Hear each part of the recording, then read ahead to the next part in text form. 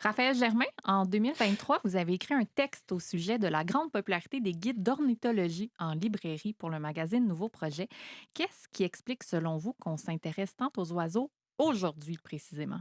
Ben, ça rejoint un peu ce que Pierre disait. Déjà parce que ce sont des antidépresseurs, en fait. Puis l'angle que j'avais abordé là-dedans, c'est qu'il y a aussi, tu vas dans n'importe quelle librairie, il y a toute la section là, de coach de vie, puis de mieux-être, et puis d'apprendre à prendre du temps pour soi, puis soit la meilleure version de toi-même. Mais on le sait, là, ils sont nombreux.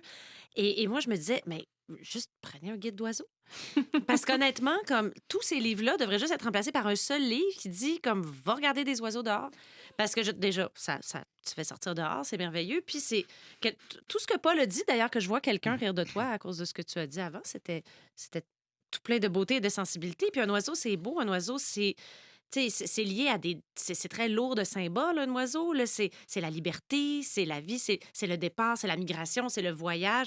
Donc c'est plein de choses aussi et moi, je suis souvent dans des périodes où ça allait moins bien. Tire une bûche, regarde des oiseaux, c'est vrai bon, évidemment, tu sais, il faut qu'il y ait des circonstances. On est nourri, on est logé, c'est correct, il y a pas des bombes qui nous tombent sur la tête, mais après ça, là, pour le reste, pour aller vers le mieux puis sortir de soi, je trouve Mhm. aussi, c'est quelque chose de merveilleux et je pense qu'on a plus que jamais besoin de sortir de nous-mêmes. Fait que les oiseaux nous obligent à nous arrêter, mais aussi, je trouve que ça vient naturellement en observant des oiseaux, peu importe l'espèce. À un moment donné, il y a une petite Mmh. sortie de soi.